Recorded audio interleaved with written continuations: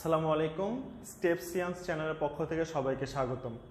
আমরা এই সিরিজে সরলরেখা চ্যাপ্টারটি কভার করছি।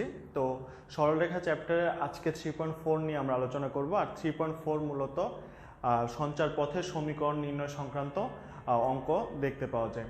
তো 3.4 বলার আগে 3.1 থেকে 3.3 পর্যন্ত একটু যদি বলে নেই 20 সেকেন্ড বা 30 সেকেন্ডের মধ্যে। 3.1-এ আমরা কি করেছি, একটা বিন্দুকে দুইটা অঙ্কের মাধ্যমে প্রকাশ করে বিন্দুর স্থানাঙ্ক নিয়ে আসছি। এরপর 3.1, 3.2, 3.3 পর্যন্ত বিন্দু নিয়ে একাধিক বিন্দুর সংযোগ রেখাংশ নিয়ে যে বিভিন্ন শেপ গঠন করে তাদের আমরা বিভিন্ন শর্ত দিয়ে আমরা বিভিন্ন অঙ্ক করে আসছি। এখন 3.4-এ আমরা যেটা করব, কোনো বিন্দু এখানে স্থির নাই, আমরা এখানে সঞ্চরণশীল কোনো বিন্দু নিয়ে কাজ করব। আচ্ছা, কোনো বিন্দু যখন আমরা 3.1 থেকে 3.3 পর্যন্ত ফিক্সড কিছু বিন্দু নিয়ে আমরা কাজ করেছি। এখানে হবে একটা বিন্দু হাঁটা চলা শিখে গেছে, এখন একটা বিন্দু হাঁটলে একটা বিন্দু অবশ্যই একটা পথ তৈরি করবে। যদি সেই বিন্দুটা নির্দিষ্ট শর্ত মেনে চলে, তখন সেই বিন্দুর ওই পথটাকে আমরা সঞ্চার পথ বলবো। আচ্ছা, যেমন সংজ্ঞাটা আমি লিখে রাখছি, সংজ্ঞাটা একটু পরে আসি। আমরা ধরলাম একটা বিন্দু, এই যে একটা বিন্দু, এই বিন্দুটাকে কেন্দ্র করে সর্বদা সমান দূরত্ব বজায় রেখে যদিও একটু আঁকাবাঁকা হয়েছে, কিন্তু ধরলাম মোটামুটি ইউনিফর্ম। সো সর্বদা সমান দূরত্ব বজায় রেখে এই বিন্দুটা ঘুরে আবার আগের জায়গাতে ফিরে আসছে, তাহলে এই বিন্দুর পথ হচ্ছে এটা। এখন এই পথটা যেহেতু একটা শর্ত মেনে চলছে, সেহেতু এটাকে আমরা বলতেছি একটা সঞ্চার পথ। আর এই সঞ্চার পথের এই বিন্দুর সঞ্চার পথটাকে আমরা আরেকটা নাম দিচ্ছি, সেটা হচ্ছে বৃত্ত। এখন আমরা যদি এটা একটু পড়ি, সংজ্ঞাটা একটু পড়ি। এক বা একাধিক শর্ত মেনে চলা বিন্দুর পথকে ওই বিন্দুর সঞ্চার পথ বলে। সো বুঝছি, সঞ্চার পথ নিয়ে কোনো সমস্যা নেই। আবার অন্য আরেকটা ঢঙেও বলে, কিভাবে? এক বা একাধিক শর্ত পূরণ করা বিন্দু সমূহের সেটকে। আচ্ছা, আমরা এই পথটাকে একটা লক্ষ কোটি বিন্দুর একটা সেট ধরতে পারি। তাহলে প্রত্যেকটা বিন্দু, এই বিন্দু ধরো বা এই বিন্দু ধরো বা এই বিন্দু, সবার জন্য কিন্তু এই বিন্দু থেকে দূরত্ব সমান, মানে একই শর্ত তারা পূরণ করতেছে। তাহলে এক বা একাধিক শর্ত পূরণ করা বিন্দু সমূহের সেটকে সঞ্চারপথ বলে। বিন্দুর চলার পথকে সঞ্চারপথ ধরতে পারি শর্ত পূরণ করলে, অথবা বিন্দু সমূহের সেটকে সঞ্চারপথ বলতে পারি যদি তারা একই শর্ত মেনে চলে। আচ্ছা, গেল, এটা বুঝলাম। এখন আমরা সঞ্চারপথ বোঝার চেয়ে এখানে বেশি ইম্পর্টেন্ট হচ্ছে সঞ্চারপথের সমীকরণ। দেখো, আমি আগেই লিখে রেখেছি কিছু অঙ্ক। সঞ্চারপথের সমীকরণ, তার সমীকরণ, সঞ্চারপথ নির্ণয় করো। সঞ্চারপথ নির্ণয় মানেও সমীকরণ। মানে হচ্ছে আমরা 3.1 থেকে 3.3 পর্যন্ত বিন্দু নিয়ে কাজ করেছি, বিন্দুর অবস্থানকে অঙ্কের মাধ্যমে প্রকাশ করেছি। এখন এই যে রেখা বা এই যে পথ তৈরি হচ্ছে, এই পথকে আমরা বীজগাণিতিক রাশিমালার মাধ্যমে প্রকাশ করব, এক্স ওয়াই এর মাধ্যমে প্রকাশ করব। তখন সেই পথের যে সমীকরণ দাঁড়াবে সেটাকে আমরা সঞ্চার পথের সমীকরণ বলবো। আচ্ছা, এখন একটা জিনিস আমি বোঝাই, অঙ্কটা করানোর মাধ্যমে আমি বোঝাই, জিনিসটা ফিল করতে হবে। আসলে 2, বিন্দু থেকে যে সেটের বিন্দু সমূহের দূরত্ব, আমি এটাকেই ধরলাম 2, এই বিন্দু থেকে যে সেটের বিন্দু সমূহের দূরত্ব 4, মানে বলছে একটা সেট গঠন করবে যাদের সবার দূরত্ব 4। তাহলে আমি এখানে একটা বিন্দু ধরে নিলাম x, y, কারণ সেটের কোনো বিন্দু আমি জানি না, যে কোনো বিন্দু হতে পারে, যে কোনো নাম হতে পারে x, y, কিন্তু সবাই কি মেনটেন করে চলবে? সবাই 4 একক দূরত্বে থাকবে। এটা হচ্ছে শর্ত। তাহলে এটা যদি আমি a বিন্দু ধরি, এটা যদি p বিন্দু ধরি, তাহলে এখান থেকে আমি যে শর্তটা লিখতে পারি, শর্ত হচ্ছে AP সমান 4। এখন a এবং p এর যে দূরত্ব, সেই দূরত্বের সূত্র আমরা 3.1 থেকে দিতে পারি। তো 3.1 থেকে যদি দেই √x - x1 plus y - y1 whole square সমান 4, বা দুই পাশে যদি আমি বর্গ করে দেই x - 2 whole square plus y - 1 whole square equals to 16। এই যে একটা সমীকরণ আমাদের সামনে আসলো, এই সমীকরণটাও আমাদেরকে একটা বৃত্তের কথা মনে করিয়ে দেয়, বৃত্তের সমীকরণ, এটা সমীকরণ। আচ্ছা, এই বৃত্তটা দেখে একটু বলো এটার কেন্দ্র কত? এটার কেন্দ্র বলাই যাচ্ছে 2,-1, এটার দূরত্ব কত, সরি এটার ব্যাসার্ধ কত? এটার ব্যাসার্ধ হচ্ছে 4, দেখেই বলা যাচ্ছে। তেমনিভাবে এই সমীকরণটা দেখেও তোমরা যখন বৃত্ত পড়বা তখন বুঝতে পারবা, এই সমীকরণটা দেখেও তুমি বলতে পারবা এটা একটা বৃত্তের সমীকরণ, এবং এই বৃত্তের কেন্দ্র হচ্ছে 2,-1 এবং এটার ব্যাসার্ধ হচ্ছে 4। বৃত্তের চ্যাপ্টারে গেলে এটা আরেকটু ক্লিয়ার হবে। তার মানে আমরা কি করার চেষ্টা করছি, আমরা বিভিন্ন সঞ্চার পথকে এখন এক্স এবং ওয়াই এর মাধ্যমে প্রকাশ করে জ্যামিতিক শেপটাকে একটা বীজগাণিতিক সমীকরণ দিব। এটাই হচ্ছে আমাদের সঞ্চার পথের সমীকরণ, এটাই হচ্ছে আমাদের কার্তেশীয় জ্যামিতি। বোঝা গেছে? 3.1 থেকে 3.4, 3.1 বিন্দু নিয়ে কাজ করেছি, বিন্দুকে স্থানকে প্রকাশ করেছি অঙ্কের মাধ্যমে। 3.4 থেকে এখন বিন্দুর চলাফেরা হাঁটাহাঁটি শুরু হয়ে গেছে, এটা নির্দিষ্ট শর্তের আন্ডারে চলবে, এবং সেই শর্তটাকে যদি আমরা বীজগাণিতিক রূপ দিই ওই জ্যামিতিক শেপটাকে আমরা পাবো। তোমরা যদি এই যে সমীকরণটা তোমরা desmos.com এই ওয়েবসাইটে গিয়ে যদি তুমি এই সমীকরণটা লেখো, দেখবা এক্স্যাক্ট এই বৃত্তটা চলে আসছে, ওই গ্রাফে একটা বৃত্ত দেখাবে, তোমরা দেখো অনেক ভালো লাগবে। আচ্ছা, তাহলে আমরা এখানে কি করলাম বলো তো? এখানে যে কাজটা করছি সেটা আমি স্টেপ ওয়াইজ বলে দিব, সেই স্টেপ ওয়াইজ পরের কোয়েশ্চেনগুলো সলভ করো। এই 5টা কোয়েশ্চেন যদি বুঝে সলভ করতে পারো এই চ্যাপ্টারটা মোটামুটি কঠিন না। তাহলে দেখো আমরা যেটা করব, 1 নাম্বার আমরা দেখব অঙ্কের মধ্যে কিছু স্থির বিন্দু দেয়া থাকবে, কিছু স্থির বিন্দু দেয়া থাকবে। তো আমি একটু লিখি, কিছু স্থির বিন্দু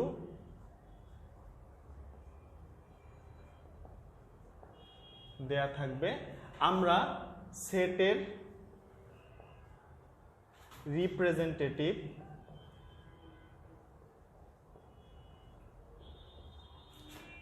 পি এক্স ওয়াই বিন্দু ধরে নিব, এটা বুঝলাম। এখানে যেমন 2,-1 একটি স্থির বিন্দু, স্থির বিন্দু কেন? কারণ এটার মান দেয়া আছে আমার 2-1, এটা নড়াচড়া করতে পারবে না, কিন্তু এটা একটা চলমান বিন্দু, কারণ এই বিন্দুর অবস্থান এখানেও হতে পারে এখানেও হতে পারে, এটা মানের উপর, এক্স এবং ওয়াই এর মানের উপর। 2 নম্বরে কি করব, শর্তগুলো প্রয়োগ করে এক্স, ওয়াই বিশিষ্ট সমীকরণ বের করব। এই হচ্ছে আমাদের 2টা স্টেপ, এই 2টা স্টেপ মনে রাখলেই হবে। স্থির বিন্দুগুলো খুঁজে বের করব, শর্ত বের করব, সেই শর্তকে এক্স ওয়াই এর সাথে স্থির বিন্দুর মধ্যে শর্তের যোগ দেখাবো। আচ্ছা, এখন তাহলে আমরা পরের অঙ্কটা দেখি। 2 নম্বর ম্যাথটা যদি আমরা দেখি, 2টা স্থির বিন্দু দেয়া আছে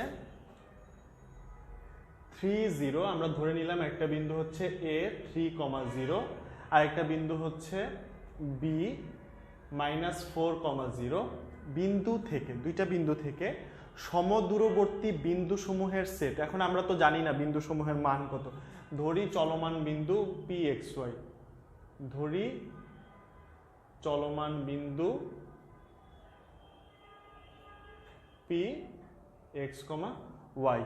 তো ধরলাম, ধরার পর বলছে সমদূরবর্তী, মানে এই 2টা থেকেই সমান দূরে, এ থেকে পি এর যে দূরত্ব, বি থেকে পি এর দূরত্ব সেম। তার মানে শর্তটা কি? শর্ত হচ্ছে এপি সমান বিপি। শর্ত লিখে ফেলছি। আর এই শর্তটা আমরা কি করব, এপি আর বিপি কে এখন আমরা কি বলে সূত্রের মাধ্যমে প্রকাশ করি। এ থেকে পি যে দূরত্ব আগের মতোই √(x - 3 whole square plus y - 0 whole square, এখানে হচ্ছে x + 4 whole square plus y - 0 whole square.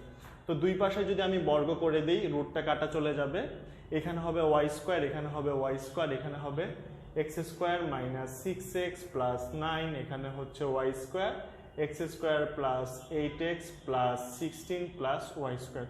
So Y square কাটা যাবে, এক্স স্কোয়ার কাটা যাবে, সবই তো কাটা চলে যাচ্ছে। বা 8x এই পাশে আনলে হবে -14x 16 - 9, বা -14x সমান এখানে হচ্ছে কত -7 শুধু 7। তাহলে ওই পাশে যদি নিয়ে যাই 7 দিয়ে কাটাকাটি করি, -2x সমান 1, সুতরাং 2x + 1 সমান 0। তার মানে এই যে বড় ম্যাথটা, যে শর্তটা যে জ্যামিতিক শেপকে রিপ্রেজেন্ট করে, এই পুরো কথাটা জাস্ট 2x + 1 এটা সেম জ্যামিতিক শেপটাকে রিপ্রেজেন্ট করে। এটাই হচ্ছে আমাদের সেই কি বলে সঞ্চার পথের সমীকরণ। তোমরা চলমান বিন্দু ধরবা, এক কথা বারবার বলতেছি, চলমান বিন্দু ধরবা, তারপর শর্ত অ্যাপ্লাই করবা, অটোমেটিক তোমার জন্য সমীকরণ চলে আসবে। পরের ম্যাথটা যদি দেখি, 3 নম্বর অঙ্কটা যদি আমরা দেখি, এ হচ্ছে 2,3 একটা বিন্দু, এ বিন্দু হচ্ছে ওরা বলেই দিছে এটা একটা বিন্দু এ, আর বি হচ্ছে -1,4, দুইটা স্থির বিন্দু। স্থির আমরা দেখেই বুঝছি, কারণ হচ্ছে 2, 3 ফিক্সড মান থাকলে সেটা তো আর নড়চড় করবে না। সো একটি সেট এমনভাবে গঠন করা হয়েছে যে এ ও বি বিন্দু থেকে সেটের যে কোনো বিন্দুর দূরত্বের অনেক বড় একটা কথা। তো আমরা আগেই ধরে নিই ওই সেটের একটা রিপ্রেজেন্টেটিভ ধরি চলমান বিন্দু পি এক্স, ওয়াই। সো এখন দেখি, ভেঙে করি। একটি সেট এমনভাবে গঠন করা হয়েছে, এই কথা বাদ, দরকারই নেই। এ ও বি বিন্দু থেকে সেটের যে কোনো বিন্দুর দূরত্ব, যে কোনো বিন্দুর রিপ্রেজেন্টেটিভ হচ্ছে পি। তার মানে এ থেকে পি এর দূরত্ব, বি থেকে পি এর দূরত্ব, এ থেকে পি এর দূরত্ব, বি থেকে পি এর দূরত্ব, তাদের অনুপাত সবসময় 2:3। সিম্পল কথা, বেশি বড় কথা, তাই হয়তোবা তোমাদের প্যাচ লাগতে পারে। সো ভেঙে পড়বা। এপি বাই বিপি সমান 2:3। সো এই জায়গাটাতে আমি যদি ভাগ করে লিখি, এপি বাই বিপি সমান হচ্ছে 2/3, বা 3AP সমান 2BP। সো আবার ফার্স্ট অঙ্কটার মতো, এটা ফার্স্ট না, মানে 2 নম্বর অঙ্কের মতো আর কি। এটা ছিল সমদূরবর্তী, আর এটা হচ্ছে 3 গুণ = 2 গুণ। তাহলে তুমি যদি এখানে এপি লেখো, যদি এখন আমরা বড় করে দিই, 9x - 2 whole square plus y - 3 whole square সমান 2 হচ্ছে 4, x + 1 whole square plus y - 4 whole square. Okay, so একই জিনিস। এখন এটাকে আমরা ভাঙবো। এত বড় ক্যালকুলেশন আমরা করব? এত না, ক্যালকুলেশন করে নিবা। ক্যালকুলেশন করার পর যেটা আসবে, 5x square plus 5y square minus 44x minus 22y plus 49 = 0। একই ক্যালকুলেশন তো তোমরা নিজেরাই পারবা। আচ্ছা, মানে মেইন যে থিম সেটা আমি বোঝানোর চেষ্টা করছি। তারপর 4 নম্বর অঙ্কটা দেখো। তো 4 নম্বর অঙ্কটা যদি দেখি, ইজি, তোমরা নিজেরাও পারবা, দেখে যাও। a 0 R b 0, b a 0 আর হচ্ছে b হচ্ছে 0, b থেকে একটি সেটের বিন্দু সমূহের দূরত্বের বর্গের অন্তর্ফল। আচ্ছা, আবারও আমরা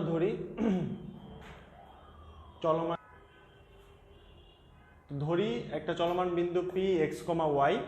এখন বলছে কি a0 এবং 0a থেকে, আচ্ছা সরি, a0 এবং 0a থেকে একটি সেটের বিন্দুসমূহের দূরত্বের বর্গের অন্তর্ফল। একটি সেটের বিন্দুসমূহের দূরত্বের বর্গের অন্তর্ফল হচ্ছে 2a। বোঝা গেছে? একটি সেটের বিন্দুসমূহের দূরত্বের বর্গের অন্তর্ফল হচ্ছে 2a। কিন্তু এই জায়গাতে প্লাস মাইনাস না দিলে তোমাদেরকে 0 দিয়ে দেবে, কারণ এপি স্কোয়ার বড় নাকি বিপি স্কোয়ার বড় তুমি তো জানো না। যদি এটা ছোট হয়ে থাকে তখন তো মাইনাস হয়ে যাবে। সো আগে থেকে তোমাকে মাইনাস দিয়ে দিতে হবে। সো এখানে শর্তটা আমরা অ্যাপ্লাই করলাম। তো এপি কি? এপি হচ্ছে একই সূত্র, বারবার দেওয়া লাগতেছে, y - 0 হোল স্কোয়ার এখানে একটা রুট ছিল, এখানে হবে square minus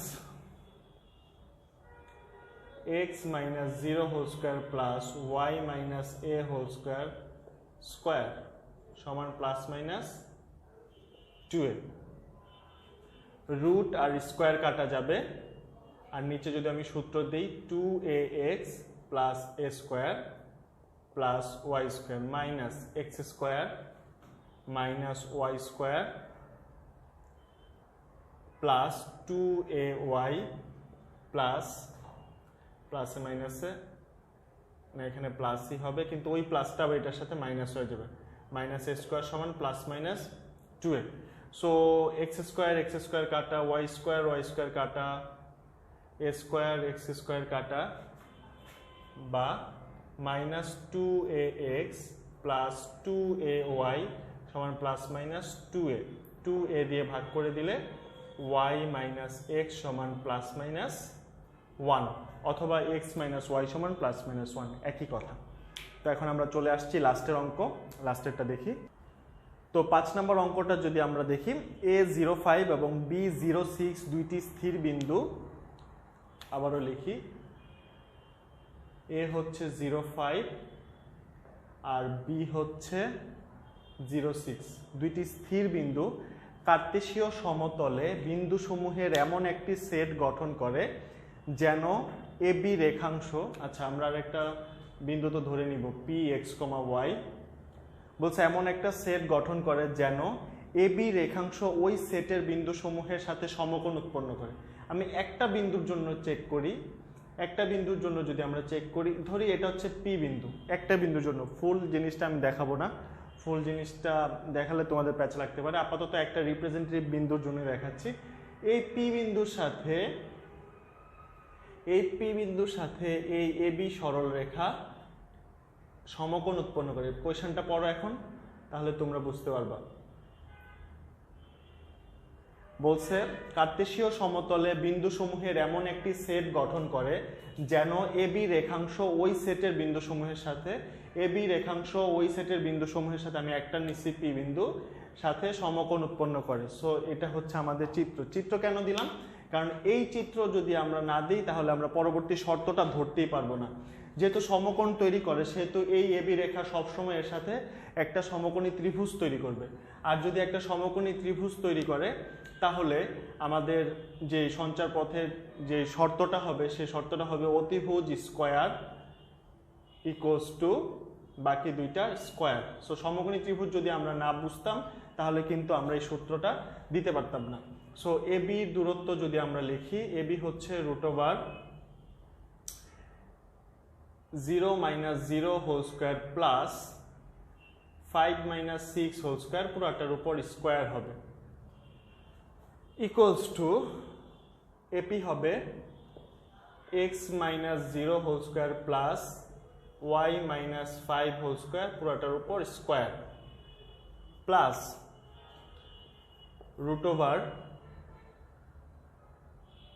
√x - 0 whole square plus y - 6 whole square, পুরোটার উপর স্কোয়ার হবে।